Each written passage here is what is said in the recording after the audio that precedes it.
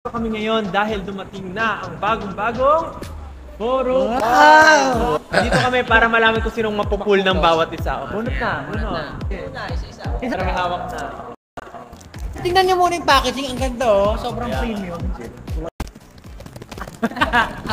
Ay, si Josh nga. Oh! Wow! Ito. Pero Estel! Letter S eh! SB19. Kulo na Estel. So kita niyo oh, nakakagat pa yan sa chicken oh. Sana mabunot ko. Gawin cash na lang. SB19! Oh! Ako may isang di na po. Re! Oh, Ako! Jose! Manok to. Ay! Taran! Alright, kompleto na.